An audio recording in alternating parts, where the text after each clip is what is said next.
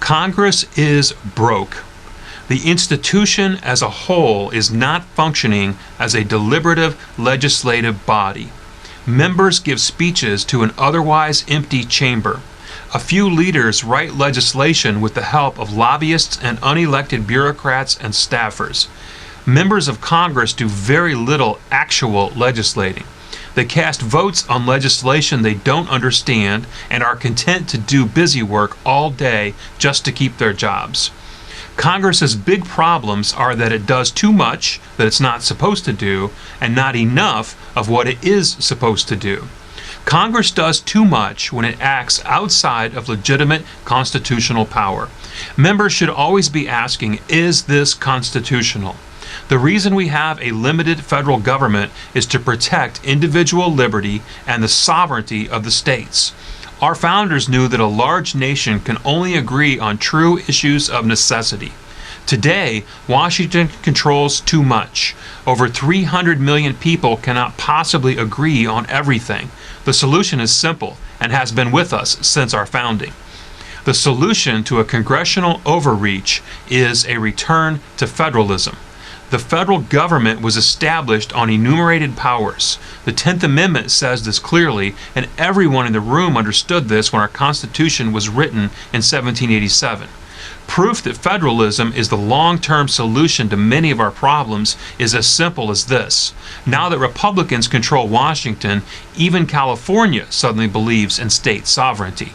Federalism is good for liberty, and it's good for Congress because it frees them to do what they are supposed to be doing. Congress's second big problem is that it has been dodging its constitutional responsibility for a long time. The budget process is a clear example. Congress has only passed an on-time budget 4 times since 1974. Instead, it passes continuing resolutions that keep the federal government running a few weeks or months at a time.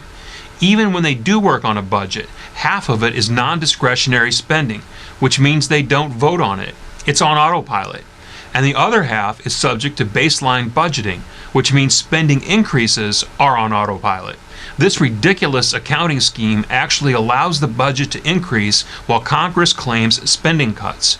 The solution to Congress's inability to work is to reinvigorate the committee system. American legislatures have always divided work through committees. The tradition is as old as the 1787 Constitutional Convention itself. Committees are how members work together.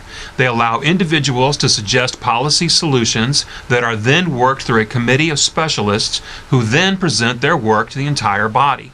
Since 1994 especially, power has shifted to a few leaders while members do little of substance. A Congress that does its job protects us from presidential edicts, bureaucratic injustices, and judicial overreach because when Congress fails to do its job, someone else does it for them. I know this sounds simple. That's because it is. It's a solution that students of Congress have been proposing for a long time. Now we need to send people to Washington who understand what the founders gave us and who are determined to return to the basics.